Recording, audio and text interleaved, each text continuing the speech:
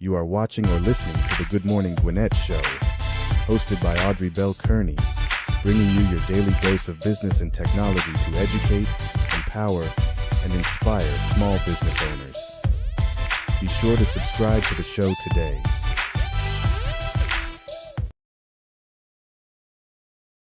Good morning, good morning, good morning, all my Gwinnetians out there in Gwinnett land and all of my friends around the world. Welcome, welcome, welcome to 2026. This is the first live show for 2026. I'm excited to be here. Hope you guys are having a wonderful, wonderful start to your new year. It's been a minute. I haven't done a live show in quite a while, but I'm excited to be back. So I got great guests coming for you on Wednesday. So be sure to subscribe to the show so you never miss an episode. Today I got a great guest with me. She has been on the show before. She is a woman who means business. She is a lover of the Gwinnett County community. She fights for us. She rides for us. You know, she's out there on the street. She's boots on the ground all the time. And I'm so excited to have her here. She is our newly elected city councilwoman for the city of Snellville. This has been a fight for her, and she has finally won that fight. I'm so happy to have her. So welcome to the show, Catherine Hardrick. Hey, Good morning. what's Happy going New on, Year. Happy Queen? New Year. How are you? I know, Happy Listen, New ain't Year, nothing is Happy all New Year. Listen, good. I was told that the first time you see somebody, you're still supposed to say Happy New Year. So if I don't see you until March and I'm still saying Happy New Year, that's why. That's right. That's right. Happy New Year. Happy New Year. I know you've been busy. How's your New Year so far? Girl, hitting the ground running.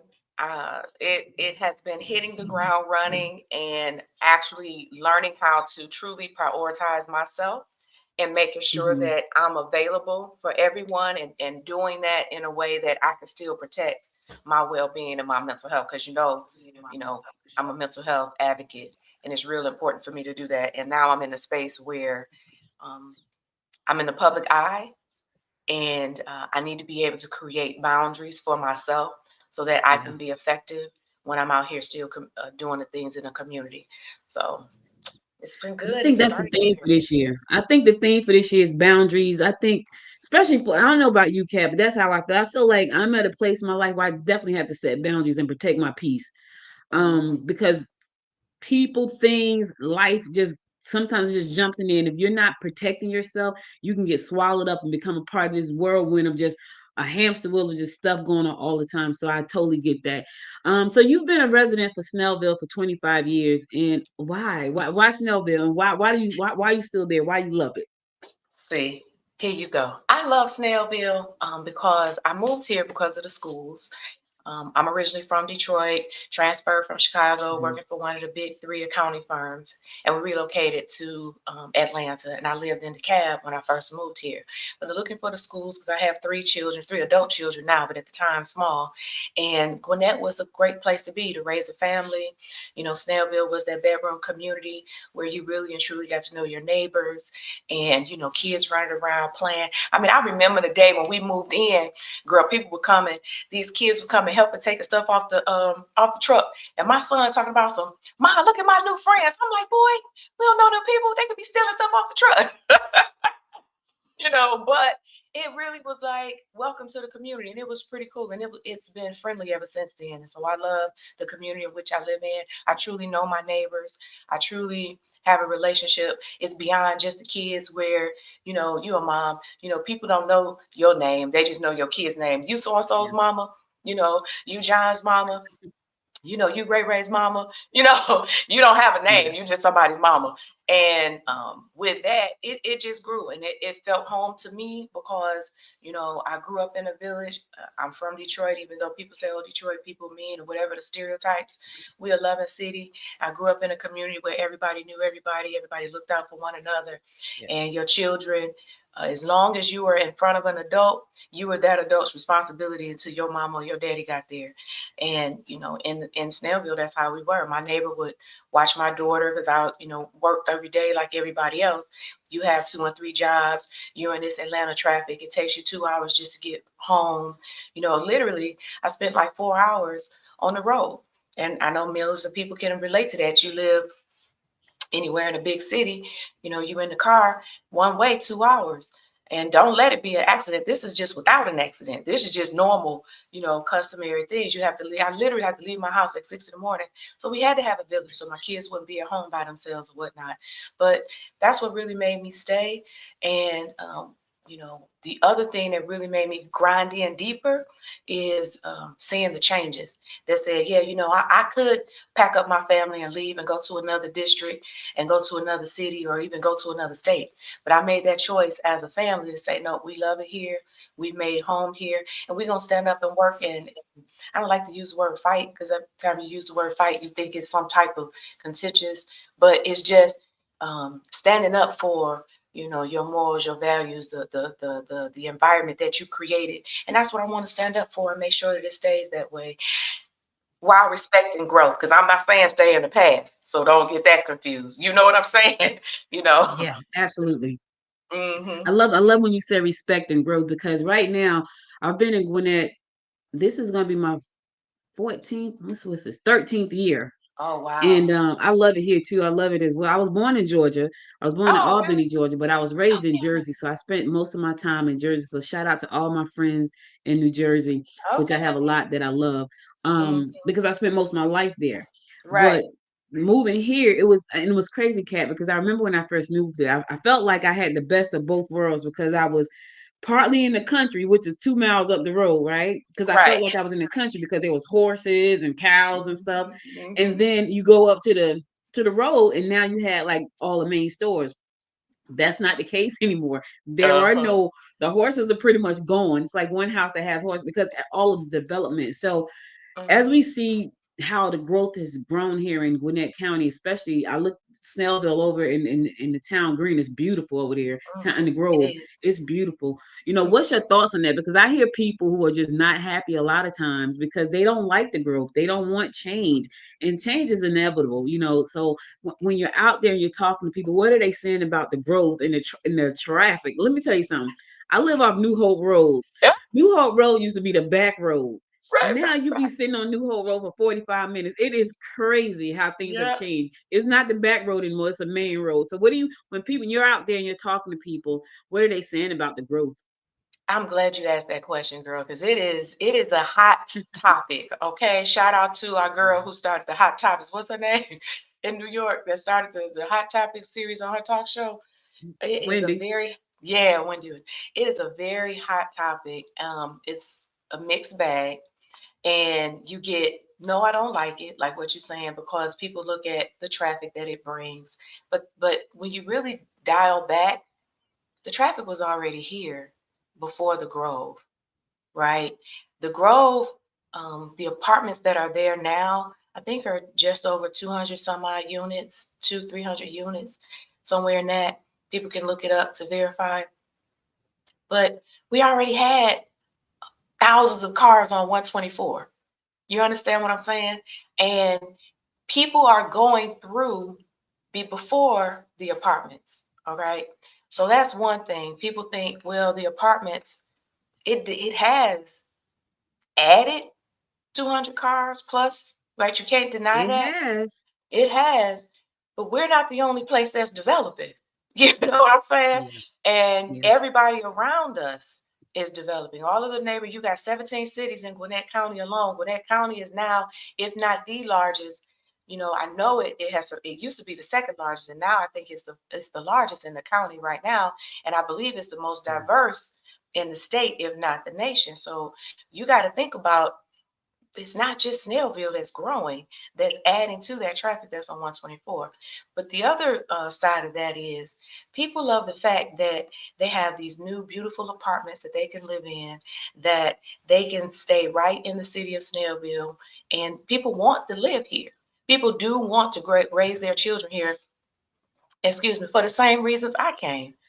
So I don't want to discourage people from wanting to have a higher quality of life, whatever their definition is, and choose Snellville to be that place that they want to live, grow, and play, and for generations to come, right? They want to see themselves with their children and their grandchildren and their furry animals, their furry family members, because I have my furry dog, Mojo, he's my grandpup, and I love running up to the parks and playing with him at Briscoe Park or whatnot. Yeah. So I think it's wonderful, but growth has its pains, right? It has its pains. So Yeah. we have to try to, what I try to do when I listen to citizens share their concerns, because like I said, it's on both aisles. People love it, people hate it. Let's make the best. What I say, let's make the best of a challenging situation. What can we take Yeah. away from this that's going to benefit us all? Let's try to find some shared positives, because growth is here. We don't want to be behind. Like, Arden, you are an innovator. Like, you're constantly thinking and growing. Like, you already have ideas and stuff, but you're already ahead of the game with AI and technology. And I hear some people say, well, I want it to be like the 60s, or I want it to be like the 90s, or I want it to go back. You have cats that's been here their entire life. Their entire life. So they know the farms, they know the one rows, they know when a mayor used to be the person that would come get your trash. Like, they remember these things, and it's nostalgic for them. And I get it. I get it. And I don't want to disrupt your values and your memories, because that's your core, right? Also, there's a time, if we go back to the 40s, 50s, and 60s, it wasn't nice for people who look like me and you. Yeah, So, absolutely. so while we want to say that there are certain things that we want to hold on to, if you really take us back in time, right? It's not just your memory we're gonna take back. It's the time in which you want to go back to. And do we really want to go back to a time where freedom wasn't always free for everybody? That, we are on an indigenous land. Let's just call it what it is. We are on an indigenous land. So I kind of try to help people put it in perspective. You still can hold on to those fond memories, because they're beautiful, and I don't want you to let that go. Just like your memories of Jersey, my memories in Detroit, these are places that we love, and I always rock, Detroit. I love my hometown where I was born and raised. Shout out to the D. But at the same time, I look forward to the future, because we have the next generation, and they can't grow if we still have farms, because Snail Villages isn't farmland anymore. That's what it was. Yeah. You had the chickens and I remember moving here and I'm passing by cows like, wow, no street Right. lights, no street lights. Right. Dude, I go get acupuncture in a particular city, past Social Circle, and dude, they have one stoplight and they have a stop sign. You know what the stop sign is? To tell you the truth, it's the oil barrel painted red with a stop sign in the middle of it. Yeah. So no shade, but I'm just saying how we're going to move. And this is 2026, and they still have that. So if you're ready to grow and move, we got to move, or we're going to get left behind. We got to move forward with growth. And while change resistance is a thing, it is a real thing. We need to be able to communicate to our citizens to try to help understand their apprehensions and their hesitations, and try to get to a place where we have a shared vision, or we can connect to something where we can make the best out of a challenging situation. And I think that that's where I've been strong at in speaking to folks. So when we're in groups and I let everybody say what they have to say, because it's the pros and the cons. But if we could take all of that energy and find how can we work together to make something good out of this, then temperaments go down and ideas and creativity and togetherness increases. I love it. I love it. It's so crazy because I think back, and I understand the nostalgia. Trust me, I do. I have one of my best friends. She's been my best friend since I was 14, and we're still Uh-huh. best friends. Like, we talk at least 3 times a week. And Uh-huh. we were sitting on the phone this weekend. We were talking about how we used to go to the clubs and listen to the music. And she's like, "Girl, I just go now and just sit there." So they don't play the same music they play in Jersey. So I was Right. like, Of "Oh course God, I not. They miss got that so ticky, much." ticky, So ticky. They got ticky, ticky, ticky.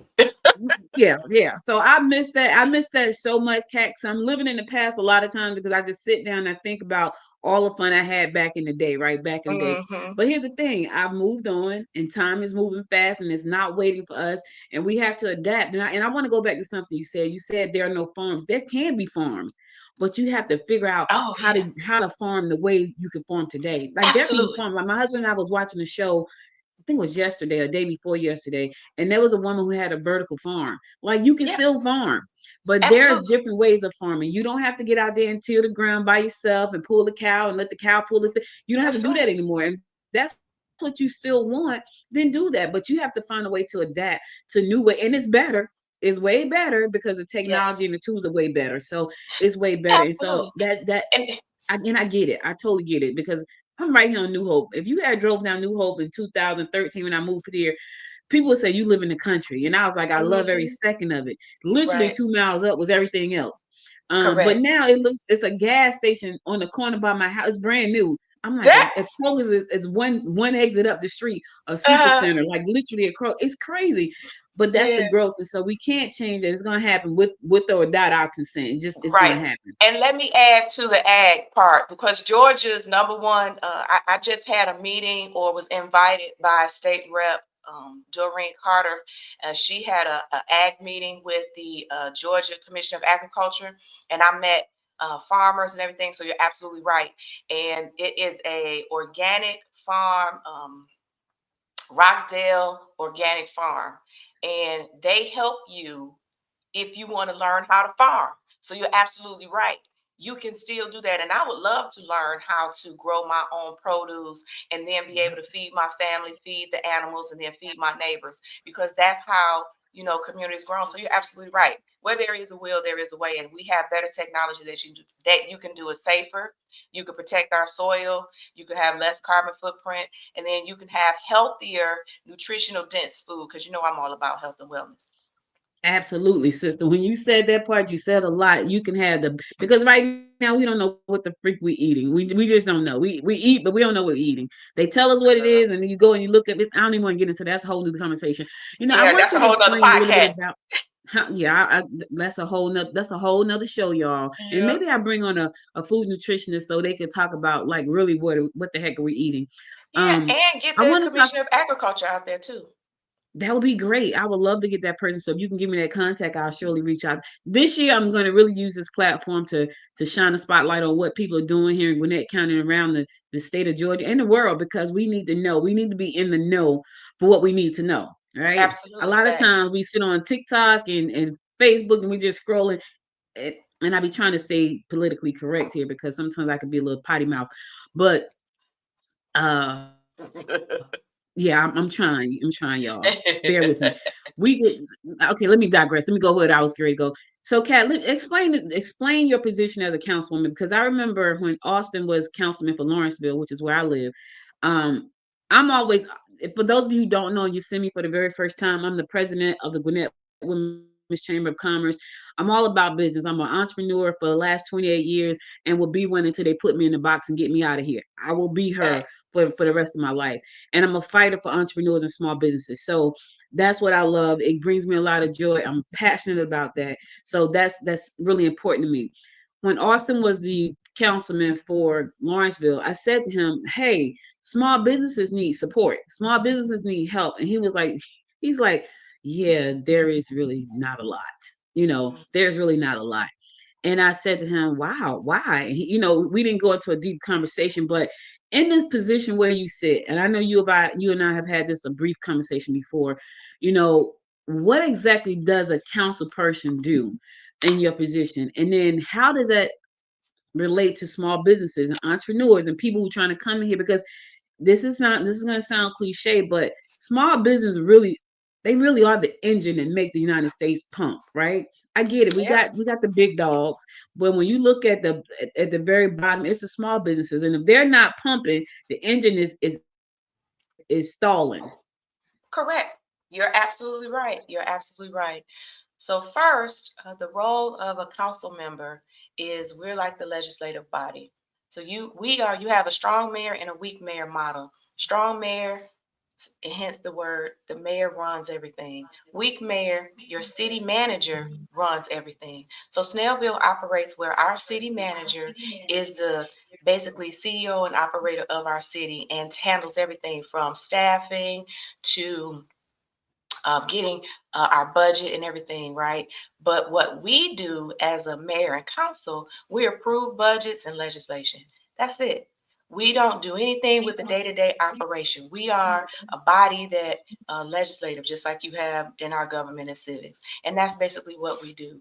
So you have your zonings, you have like different committees.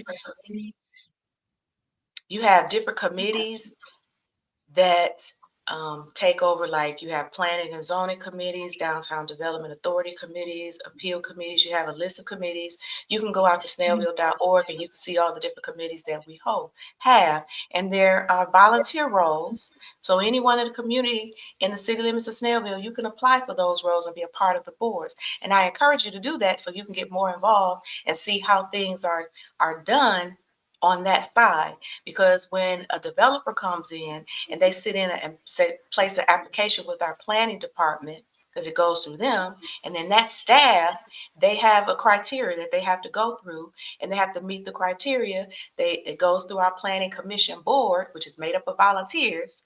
So you have the planning department, which are hired staff. Then you have a commission that's volunteers, and then all that data then goes before the mayor and council, and then we vote. So that's it. So all the work is being done with staff, volunteers, and then we vote. But our number one thing is to approve a budget and to make sure that legislation is passed, whether it's an ordinance, noise ordinance. Everybody's tired of those loud mufflers, and you want to call the police. You're like, who in the world is making that loud noise at 2 a.m? You know what I'm saying? Yep. We're the ones that create those ordinances to say you can't have that. Or music playing loud. Don't get me wrong. Like you just said, we all like having our little music, whatever it is, whatever your thing is. But after a certain time, you have to let that go. Who created that? Your mayor and council. So we're the ones that do those things. But what we don't do is we're not personnel. We don't deal with anything with personnel whatsoever. And we have to operate within our budget. So and I'm gonna say that to say, because I want to jump into the small business, because my head is, I'm trying to stick on that, but I really want to jump on the business part, because I'm a huge advocate for businesses. As you know, I'm the membership director for Greater Eastside Chamber of Commerce, and I sit on your board as well as a chair for the Veterans Committee. And this is something that bothered the stew out of me. ARPA funds. I'm going to say this a million times. We all know ARPA funds came in during COVID, and each state received a bucket of money, and it funneled down to their municipalities, counties, and so forth. Counties down to the municipalities. And there was a category, there are several categories, everybody needs to look it up. There are several categories that each municipality and county can use those dollars for. One of those categories was economic relief. I'm gonna say it slow, economic relief. And when we say that there aren't dollars for small businesses, when the opportunity presents itself to give small businesses financial assistance above your budget. Now, keep in mind, we have a $16 million budget. We can't give you anything out of that budget. That budget is to keep your lights on. But if you are able to get funding, grants, federal funding that goes above that, and it's earmarked, because you have to follow the guidelines and how they tell you to use it. If you have a category that says economic relief, in my opinion, that's an opportunity to help our working families, our small businesses, people who are struggling because of something outside of their control, which at that time was COVID. And while we, the city, before I was elected, made the decision to use those dollars for infrastructure, $0 were spent on economic relief.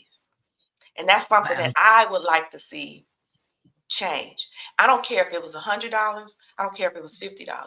Let a business decide if it's worth their time to apply for whatever is on the table. You understand? Give people the opportunity.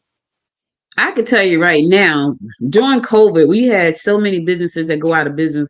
And Derek and I both went to visit some of those businesses. And two of them they called us in because they were struggling. They were really struggling. They was trying to figure out how to keep the doors open. And literally about 3 months later, they were closed. Like people come like, Audrey, such and such closed. Audrey, this one closed. They closed. And so for anybody to say that, that money that small businesses didn't need the money. Of course they needed the money. Do you know how much $500 would have done for people who need to buy some Correct. flour or some Listen, ingredients or some listen. business cards or to pay the Payroll, marketing bill, anything, payroll, anything. fuel for diesel, and then again, it's still for families. How many families were Right. experiencing hardships, right? Because they couldn't go Yeah. to work because business was closed because everybody had to stay at home. Like it was such a Yeah. domino effect. But the reality of it is you have to have people at the table who are willing to look beyond and beyond what's in front of them. And the way that you do that is you got to go out in the community. And when you are at the table, at someone's office, at their home, wherever you need to meet somebody, you need to go where they are. You got to meet where people are. People aren't always going to come to City Hall. People always aren't going to go to a town green or do it a festival or whatnot. Let's just call it what it is. Okay, Yeah. you have to step out of your comfort zone once you are in a position of authority and go and meet people where they are. Like I said, I was already in 2-hour traffic. So how many people in 2-hour traffic? How many people have 2 and 3 jobs, taking care of their children, maybe even have children that are neurodivergent or taking care of their aging parents that have dementia or so forth? Like you have a sandwich community where you're taking care of your elders and you're taking care of your children. And whatever their issue is, if a person can't make it to City Hall, it is not a negative. It is not, oh, well, if you don't come to City Hall, you must don't care about your city. Nah.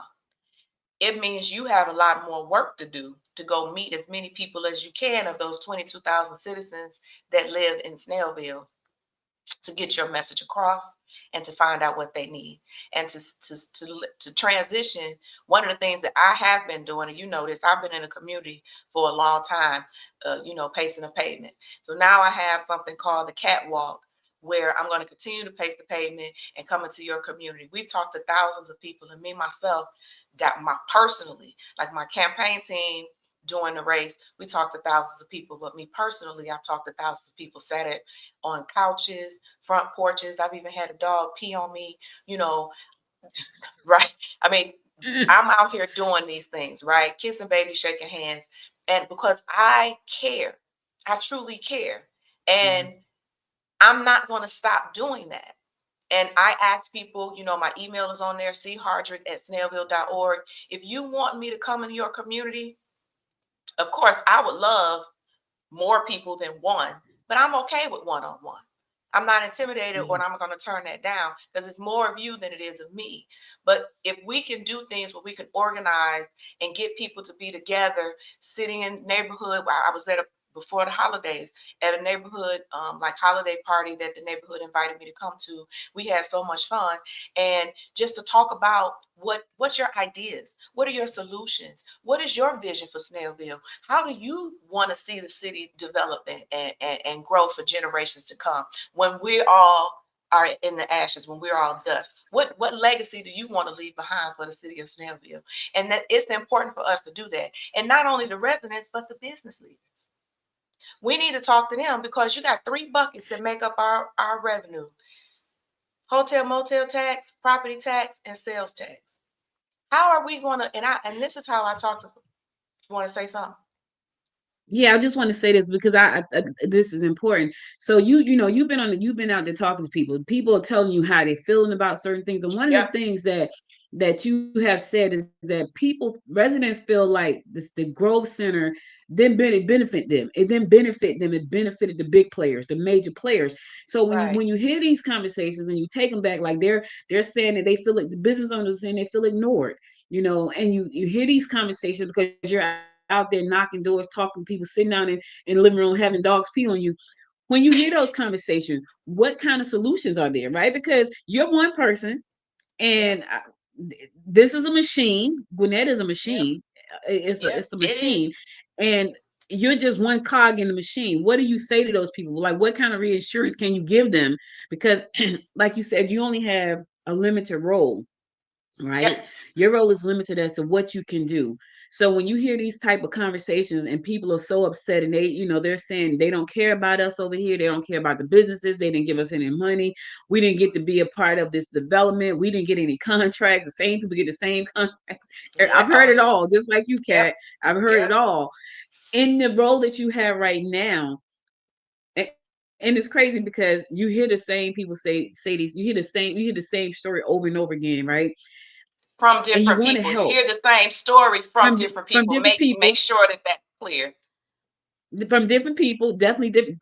The people I've heard from are totally different. They don't know each other. They Correct. barely know Yep. me, but they feel like for Exactly. some reason people feel like they could talk to me, which is great, I guess. Praise Um, God. Praise God. But when you hear these stories and you know your hands are pretty tied, right? You know that you can only do so much because when I'm out there representing the chamber and I'm trying to figure out how to get the resources and how to get the funding and how to get the people the money so I can pay for the training to come and do it, Hmm. I'm just getting pushed back left and right. Yep. I'm like, Lord have mercy. I'm just gonna train myself. What do you say to those people? Because you can't go there and run their business for them. I can pop on a train, right? Because the train is gonna cost me $10,000, but I can't get any resources. So I can train just like they can. What do you say to that person? Because it's not something that you may be able to do. How do you help them like move forward in the position that you're in right now? Absolutely. The position that I'm in right now is to explore other resources beyond Snellville. I have attended training. So it's so much that I want to say, and I know we don't have a lot of time. One, Yeah. elected officials get training. Georgia Municipal Association is an organization for the entire state that trains newly elected. In fact, I have a mandatory training for newly electeds coming up. Second, I then now have access to resources throughout the entire state of Georgia. There are people that Hmm. are doing things better. There are innovators. That's all we have to do is there's nothing new under the sun, as my granny would always say. There's always somebody doing something that you may want to do. So find that, seek that out. And that's what I'm doing. I'm surrounding myself around other cities that have gotten it right. I was in a training for tourism and economic development. And this particular area between these two cities working together, they made over $100 million with this thing and I'm going, shut up. What do we need to do, right? What? And then, yes, and in one place, you know, um, Stranger Things, Yes. one place created shot glasses because tourism and people like Yeah. shot glasses. They're easy, put in your purse, put in your suitcase. You can travel with that. They created Stranger Things shot glasses and generated revenue for. So that's a business. So what do we got to, and you got 12 businesses in your brain right now, and there's so many Right people now. thinking of ways to innovate and get on the map. That's what we have to do. When we talk about being nostalgic and staying in one space, what that does, if you don't get out of that, is limit your ability to be creative and Yeah. innovative and grow. The Yeah. budget 50 years ago is not the budget that we have today. The cost of something, loaf of bread 50 years ago, is not what we pay today. So we have to think forward in order for us to keep up with the growing costs and to maintain and improve our quality of life. And in order to do that, we have to think outside of the box. So when you say, how do I address these issues? This is how I address them. Real world facts. And let's just drill it down. And I'm not trying to talk to anybody down or condescendingly, but let's just break it down. Cities, counties, and states are businesses. That's Yeah. why good businesses thrive in these industries because it's a business. So when you look at, and your home is a business, you look at how much your revenue is when you make your salary at home, how much your expenses are at home. And then if there's a deficit, what do you do to make up for that deficit? You might get a second job, you might work overtime, you might get that hustle, sell some apple pies. I don't know what that thing is. Legally, you look at something, what you got to do to make up that deficit. Well, the city has to do the same thing. If our cost is, if we have a $16 million budget and that's what's getting us the bare minimum, if you want to grow and be able to, the rising cost of utilities or taking care of stormwater or sewer repairs, you got to think about, we're 100 years old. When's the last time we did a overhaul on our sewers? We got to come up with that money. We got to think of innovation. But what does that mean? Development. We don't like it. It's like a bad word. Development. Right? Development just means growth. Now, and I feel smart growth. Should we pile up things and make us into a sardine? Absolutely not.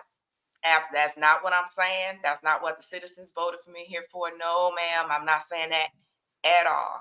What I am saying is we do have to find a smart way. And people say, well, Kat, what does smart growth look like? It looks like where everybody is thriving. It looks like where the city is not highly dense, where we are balancing our legacy and our future. And it is something where we leave a legacy for future generations. That's what that looks like. We're reducing that carbon footprint. We talk about environmentally friendly, and we talk about this on the side anyway. Like, we need to have something that's environmentally friendly. We can't continue to destroy our soil, what we're talking about with food. We can't continue to concrete emissions, carbon footprint. We have to think about other things where we can grow sustainably. That's smart growth. You can't just build because someone else is about to make hundreds of millions of dollars on a building, and it then is something that the taxpayer who lives here has to absorb 5 years from now. So we got to think about those types of things. And that comes with innovation, thinking outside of the box, meeting people across the state and across the nation, quite frankly, because I'm looking at sanitation. Our sanitation fees, the city was paying the sanitation fees for years. So let me say this. Your taxes, you're always still paying for these things. You just didn't see it on your bill. This year, we saw it on our bill. Citizens were saying that their city tax was greater than their county tax. Think about that. Let that sit in. Wow. Yeah.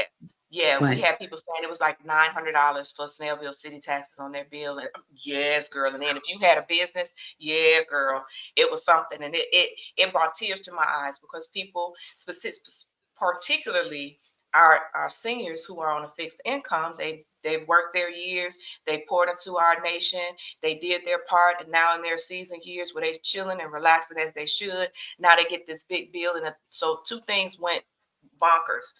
One, which is the major thing, citizens weren't aware of it. Yeah, the city said something, but it was not a campaign to get people ready. It was a news flash. It just hit them, and it made so many citizens upset. Well, how do we combat the growing costs? Well, we got to think outside the box. Citizens have told me none of these ideas that I have are original, okay? Because I sit down and I'm talking to citizens, and that's what I believe in. We are a think tank. We have so many citizens who are retired contractors, who are engineers, and they have all these great ideas. They just haven't been listened to get some of those ideas. So, sanitation, pay as you throw. There are people across the nation and even in this state that have programs pay as you throw. Let's look into that as an option. Senior discount for exemption. Let's do an exemption for seniors. They do it for the housing, for the taxes. Let's see if we can get a sanitation exemption for our seniors. Another thing, discount for our seniors.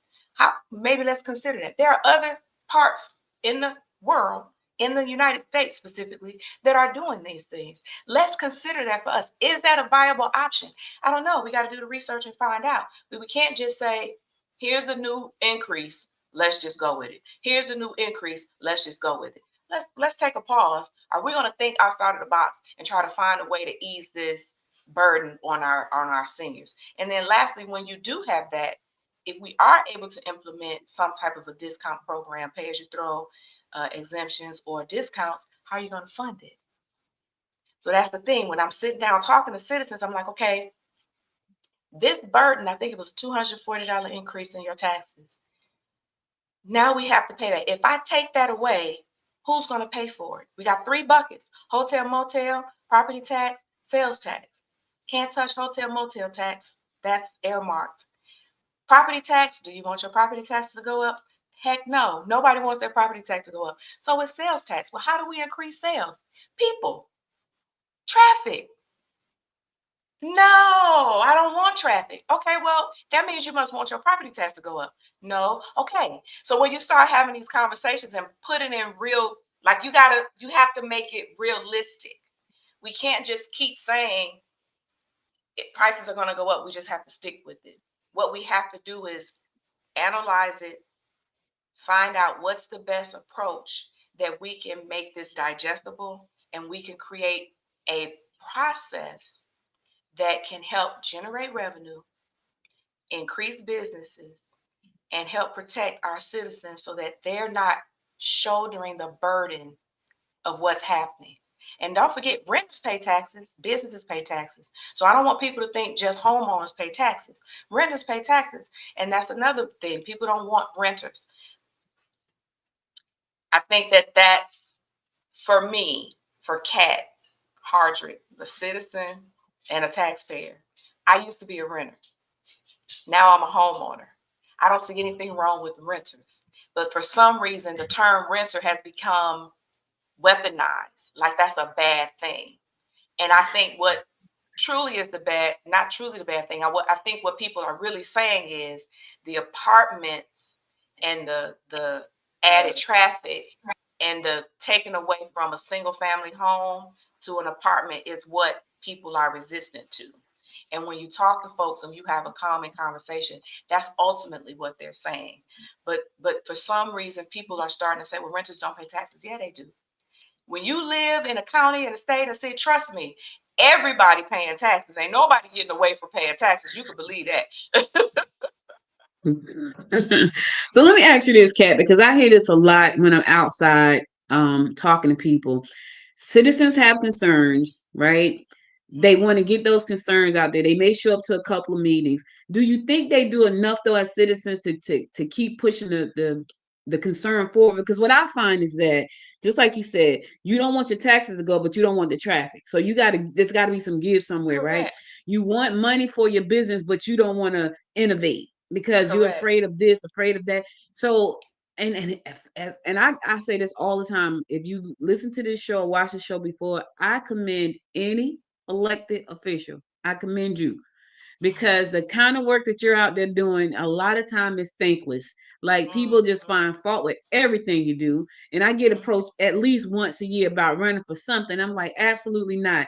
This drains me as it is, pretty much. Right. So I can't even imagine out there fighting for people on one side and the rest of them kicking my back in on the other side. Right. I cannot. So I applaud I don't care who you are, any elected official who step up and say, hey, I want to play this role in my community. I totally applaud you, because that to me, that's a great person. Now, whether you do good at, that's a different thing. But if Right. you're doing good and it's not just a title, I applaud you. Sometimes I find that a lot of the citizens, they have complaints, they have issues, they have problems, but they won't take the time to stand up and fight for themselves. They want the government to do everything for them.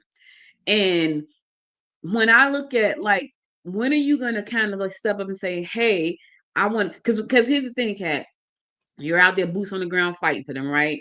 And then when it's time for them to fight for themselves, they fall back. It's too much. It's take too much time. It's too cold. It's too hot. It's raining. It's all of these things because they got all of these problems, but they won't come out and support. They won't come out and show up. What do you say to how do you handle that? Because to me, that's like it's like, what am I fighting for if you won't fight for yourself? Like, what am I fighting for when you don't show up for yourself? And I'm not saying everybody, but there are some people who are very vocal online, and you can't get them to come out for anything, not nothing.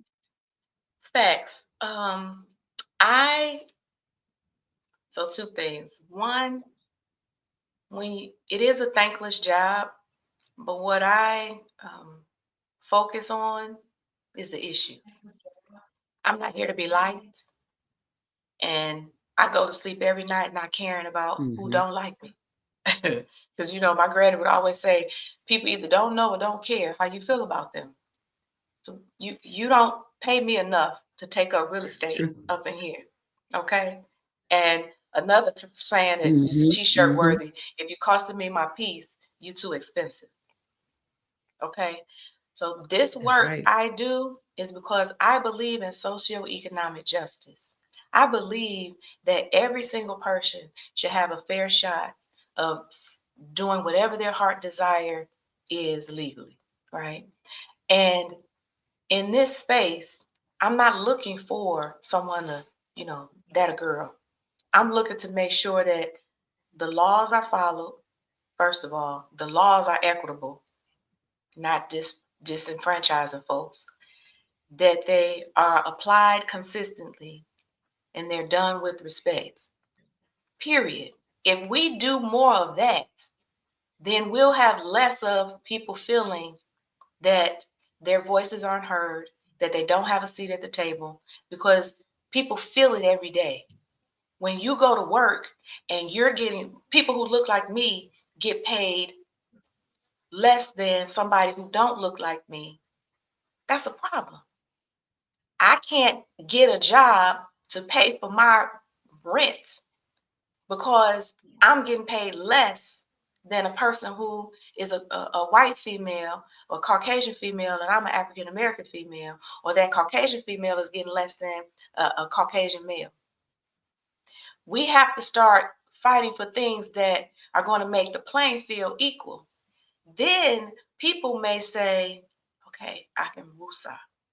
But the reason that people can't go to meetings all the time, Audrey, can't show up and keep fighting, because they're tired. They're tired. And yes, it is a kick in the chest when it's like, I'm doing this for you and you can't even show up. It does feel like that. But guess what? How you think Harriet Tubman dealt with it when she was trying to help people? And they said, nah, sis, I ain't leaving nowhere. You know, Master doing good by me. They only beat me 100 strokes today. She had to walk away and leave. Even the scripture says, kick your boots off. What it say? Keep the dust off and keep going. You just keep doing the work. You just keep doing the work, because though there are a few, it's 22,000 citizens in Snellville. I have not talked to all 22,000 citizens.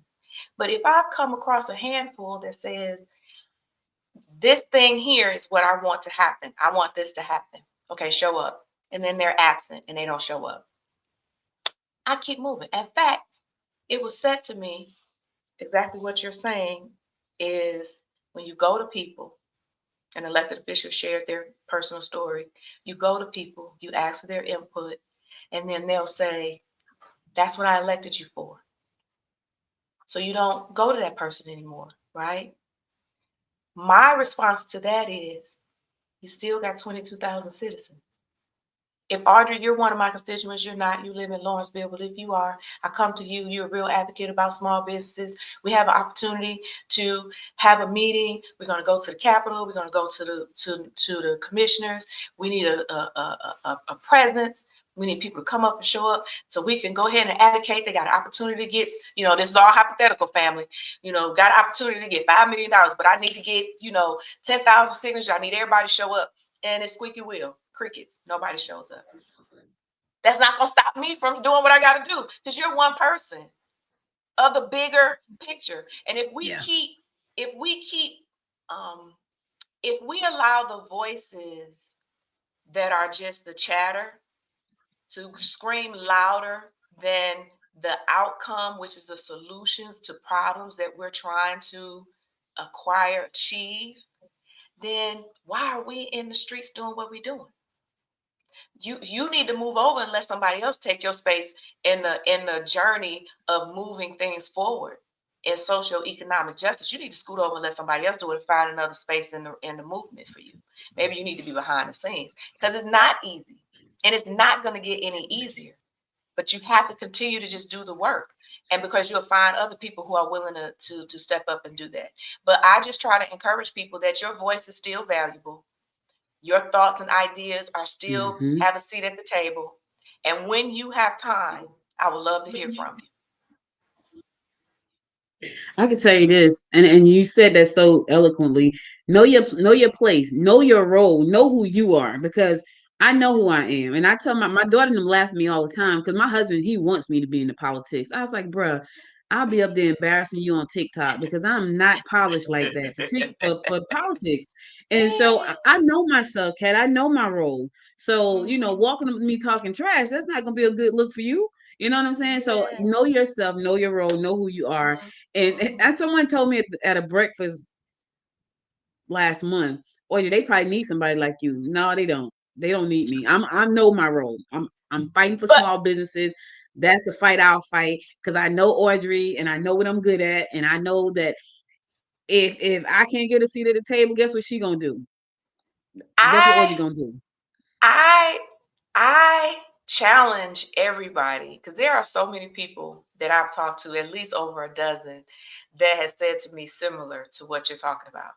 And I encourage anybody who's listening, because I know you have a worldwide audience, get involved. Do not let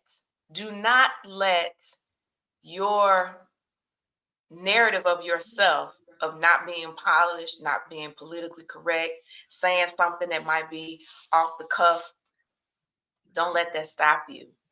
Because at the end of the day, we need people who have the courage to stand up for what is right and doing the right thing when only God is watching. We need that. We need people who are not going to be afraid to stand up when it's not popular, when people are saying that, when all of the naysayers is coming at you.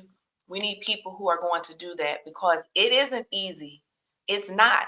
I had people talking to me, saying things because of the color of my skin, because of the gender, because of my mental health. I mean, I've heard it all. And there were times I would cry, especially because, this is my third time running. Like, I would cry and be like, oh my goodness. But you got to have a tribe. You got to know thyself, like you said. And for me, I'm spiritual. I have my worship. I have my prayer team. I have my connection with my most high God, so, and I believe that I'm doing the right thing because I'm seeking out, and I look at what's going on around me, and that's not right. It's not right. And I raise my kids, as long as you try to find a solution to a problem, you will always have purpose. Period. And there are a lot of problems in the world, unfortunately. But find your lane.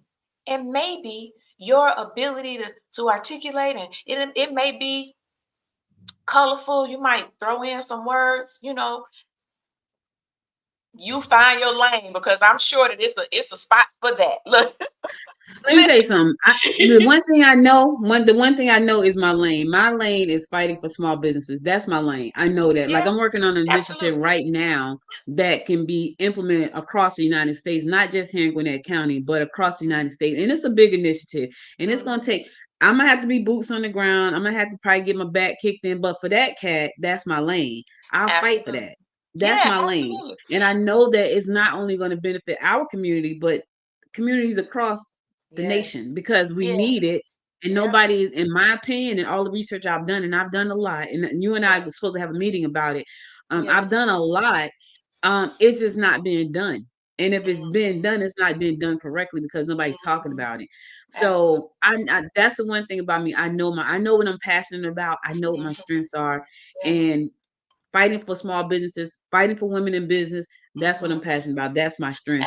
And so when I look back on my life, and growing up in Newark, New Jersey, that's what I was made for that. I have a brother, and my brother is football every day. Shout out to my nephew who played for Indiana Hoosiers. All National right, champion. go ahead. Shout out, baby. And national champs. My brother is football every day and twice on Sundays, him and the boys. Like, you can't, I don't care what I say.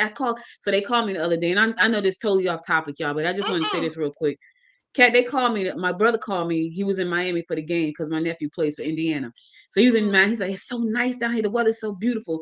So I said, listen, Jalen has a YouTube. Now, this is me, because y'all know me. I'm tech and media and all that stuff. I said, Jalen has a channel on YouTube that could be monetized, and y'all just letting money go away, because they are. The money they want. He says, well, Jalen is football. I said, I understand that, but Jalen posts all the time. His channel has already reached the platform where he can be monetized, and the money is just going away because they won't enable the channel. What do I have to do? Hit the button and say enable. That's all you got to do. 2 seconds. And I said all that. 2 seconds. I said all that to say that's my lane. The business lane is my lane. I know my lane, and I know that I get people saying all kinds of stuff, but that's not my lane. Yeah, look. We're gonna close up. And I want to. I'm gonna say this one thing before you close out. I just want to make sure everybody know, that you are an innovator, and you're right. Your lane is business. My 2-cent spiel was on that, was for people who think that they're unsure and they're on the fence about that. But I know your powerhouse you're an innovator. And that's what we're going to talk about, in the capacity of my role. Because the good thing is I'm not just a city council person, newly elected, but I still hold my roles of sitting on chambers and doing boards and in a community. In that capacity, we're going to have a meeting to talk about what's going on with the chamber. So I do appreciate everything that you do, sis. This platform that you give so many of us to come and talk to, your audience, which is global. And it's really important that you have people that are boots on the ground that really do care about our community. So I thank you for that. And I'm glad to be in the same circle with you, sis. I'm in good company.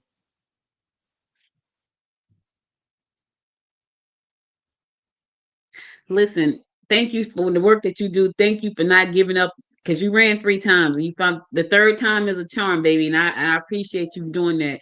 I'm sure that Snellville is really lucky to have you, because you are a fight. When I met Kat was working with Chat. And everywhere she went, every time I saw her, she was telling me about Chat. And I was like, this lady right here loves this organization, because I didn't know her. I don't care where I saw her out in the public, and I saw her a lot. She was talking about Chat. So whenever she's passionate about something and she cares about something, she is out there fighting for you guys, boots on the ground, like all day. And I appreciate that, and thank you for that. And thank you for sitting on our board for our women's veterans affairs. We're gonna get that kicked off this year. We are a small group of people who love what we do, and the key word there is small. So we can't get to everything. But we try to get to most things. And so at Gwinnett Women's Chamber, we try to get to the things that we can with the small team that we have. And so if we had the resources, we could do more, but we don't have the resources like that. We are working on that, and hopefully going forward this year, we had the resources to make sure our women veterans organization is up front, outstanding out front, where you can come and get the support you need as an entrepreneur and a veteran. We have a lot going on. We have a new initiative that I'm working on right now that's not going to just benefit GWC and Gwinnett County, but across the nation. And I'm really hopeful about that, because so many people are struggling right now. There's so many things going on right now, and some people just don't know how to innovate. They don't know how to think outside of their circumstances, which is a gift that God has given me to let me see things. I used to think He gave them all for me to do, so I would try to do all of them by myself. And I realized, girl, He didn't give you all those things for you to do. He gave them to you to share. And so I've come up with a wonderful initiative that I think is going to help a lot of people across the United States get back on their feet. A lot of leaders can implement this in their communities and help their communities to start thriving again and growing. So I'm excited about that, and I will share it with you, Kat, in a later meeting. But final words, and then we're going to close it out. So my final words is this: continue to be your authentic, ambitious, unapologetically self. Step into your power. Make time for you. Seriously, make time for you. And what does that look like? Unplugging from the world, the phones, the news. Do what makes you happy. Because as my girl Karen Scott Green always says, you can't serve from your cup. You need to serve from your saucer. And we need you out here in these streets, because you add value. And believe in that, know that. And so with that, I'll leave it there, because a lot of times we need to hear it, that you are valuable. And I'll just leave it there, because we as human beings, especially women, we don't hear that enough, because we carry everything on our shoulders. And you led into that a little bit, thinking that all these ideas were for you, and they're not. God placed that on you to share, and it's a tribe. And we are a tribe, and we have to support one another. And so my last word is to make sure it's all about self, mental health, and well-being, and step into who you are. Thank you so much, Kat, for this interview. I know you are a busy woman. I appreciate your time. I appreciate your sharing. I appreciate your passion and the work that you do. I really do appreciate that.